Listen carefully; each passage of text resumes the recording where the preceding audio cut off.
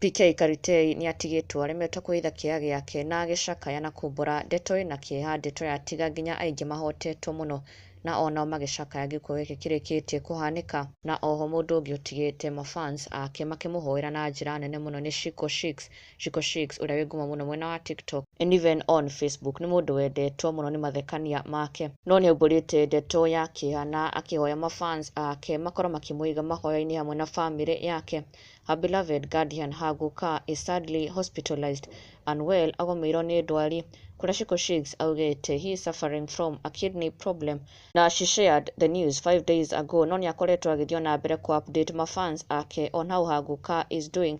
No sadly nĩ arakorirwo akiuga atĩ Hagu's 2 kidneys both are not working na nĩ gũbatara gũkorwo akĩanjia dialysis as soon as possible, na aragĩkorwo akĩanjia dialysis yake na today is actually meant to go for his third dialysis.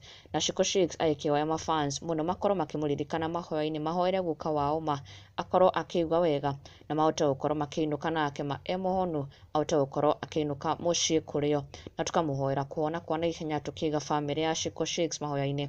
We pray that Haguka gets well soon and may God continue to give her strength and comfort rĩrĩ aratungata guka wao. Na rĩu kũrĩ ndeto ĩngĩ PK Karitei aumbũrĩte. PK Karitei aihũirwo nĩ kĩeha, nĩ acakaĩte gĩkuũ kĩna ruo mũno. Mũndũ ũrĩa aumbũrĩte atĩ just last week, a few days ago, arakorirwo agĩthika baba wao, now he too has rested. Na PK Karitei agĩkiuga meta Jacaranda Gardens Clubhouse nĩ magũthĩtwo igũtha inene mũno. They have lost a great person, a great soul, a great friend. Ĩno rĩo ndũmĩrĩri PK Karitei arĩkĩtie gũshare akiuga last week you buried your dad and now you are no more. We will miss you as Jacaranda Gardens Clubhouse.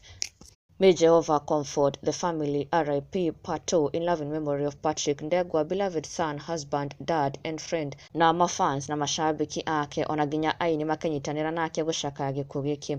Now we too send our condolences.